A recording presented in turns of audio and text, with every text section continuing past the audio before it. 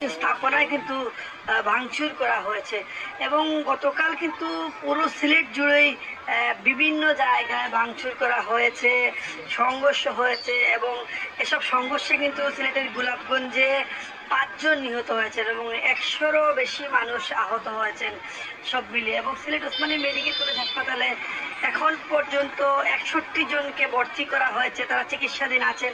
এর মধ্যে বেশিরভাগই কিন্তু গুলিবিদ্ধ, প্রায় 50 থেকে 55 জন গুলিবিদ্ধ হিসাবে আছেন এবং ওসমানী মেডিকেল কর্তৃপক্ষ বলছে এর বাইরেও তারা আরও 50 জনেরও বেশি মানুষকে চিকিৎসা দিয়েছেন, যারা চিকিৎসা নিয়ে বাড়ি ফিরে গেছেন। এই মুহূর্তে আসলে আইন শৃঙ্খলা পরিস্থিতি আমরা বিভিন্ন মোড়ে মোড়ে পুলিশ দেখছি, বিজিবি দেখছি, সেনাবাহিনীর টহল দেখছি।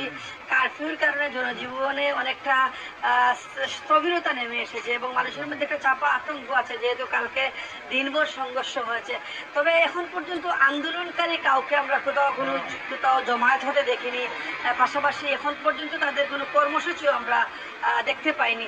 তবে তাদের যে রোড টু মার্চ কর্মসূচি আছে সেটাও আসলে কবে শুরু হবে সেটাও কিন্তু এখন পর্যন্ত আমরা জানতে পারিনি।